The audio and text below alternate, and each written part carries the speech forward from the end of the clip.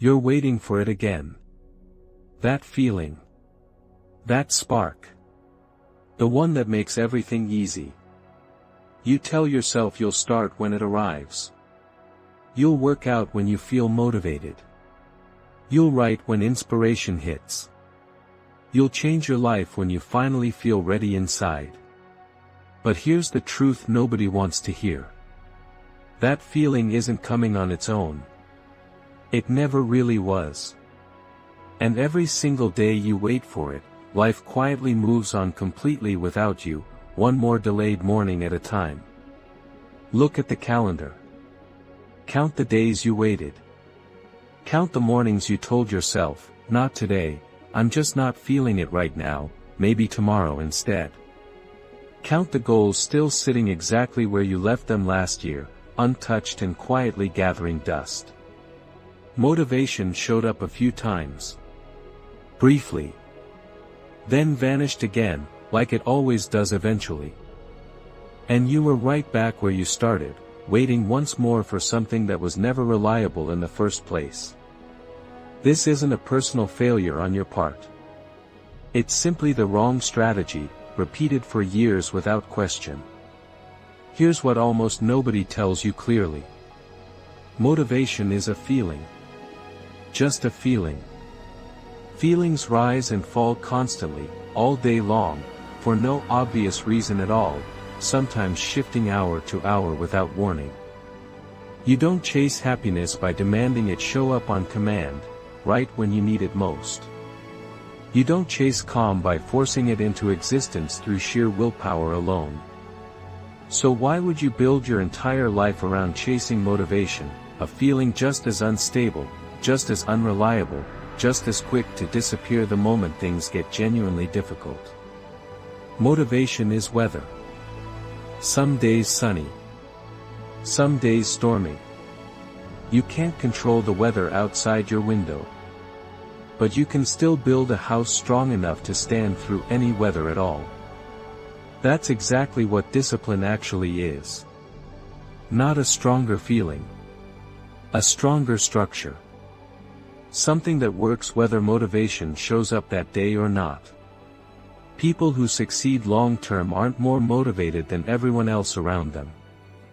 They simply stopped needing motivation to function completely.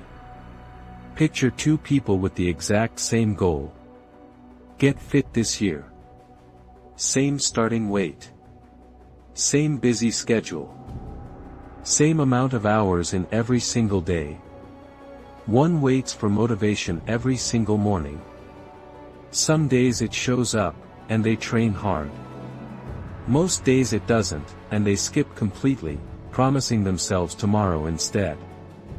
6 months pass this way. Barely any progress to show for it. The other person builds one tiny non-negotiable system instead. Shoes by the door. 10 minutes, minimum, every single morning, no matter how they feel that day.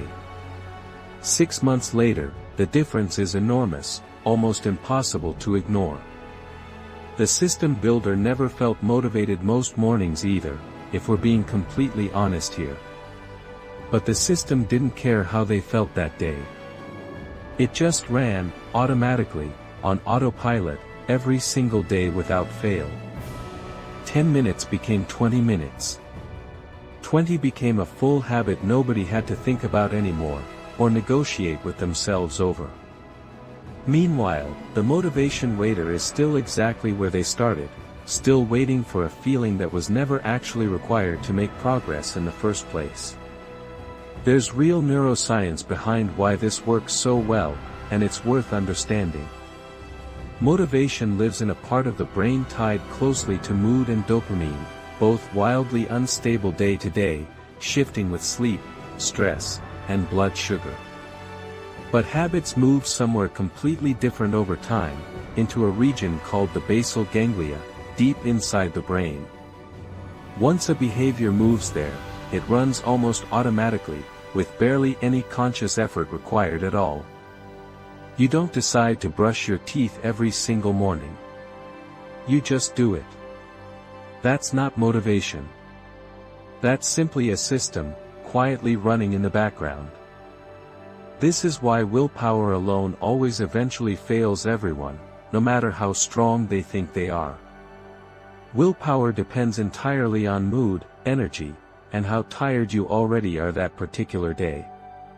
Systems don't care about any of that at all. A system removes the decision completely, every single time. It removes the daily debate happening quietly in your head before you even start.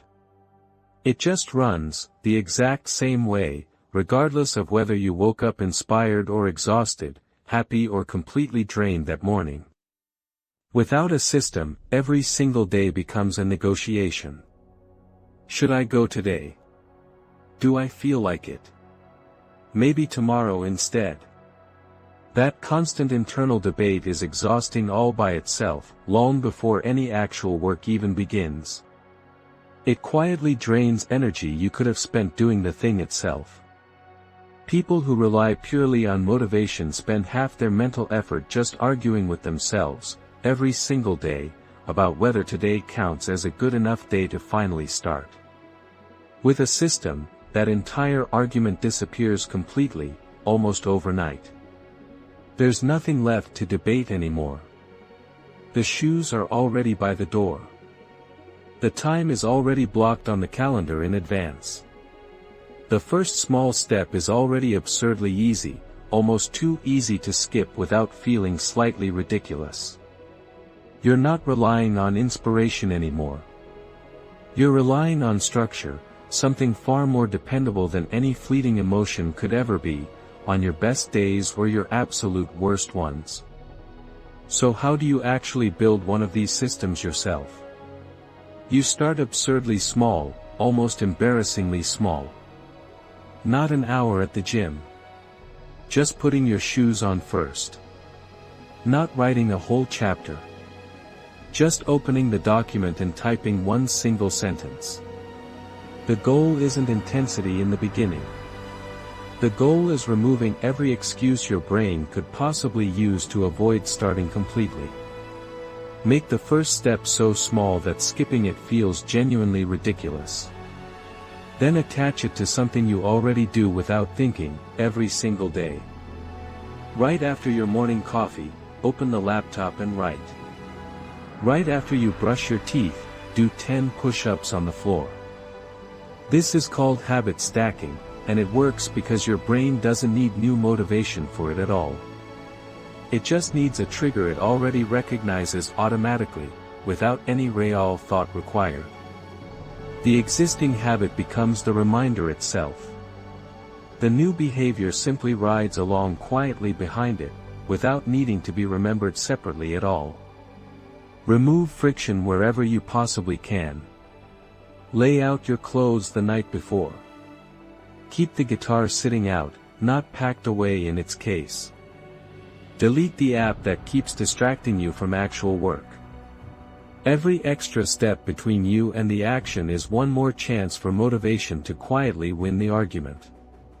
Environment shapes behavior more than willpower ever will. Design your surroundings once, carefully, and they'll keep working for you automatically, every single day after that. And finally, stop asking yourself if you feel like doing it today. Start asking a completely different question instead. What would the person I'm trying to become actually do right now, in this exact moment? Act from that identity, not from your current mood. Mood changes constantly, sometimes hour to hour.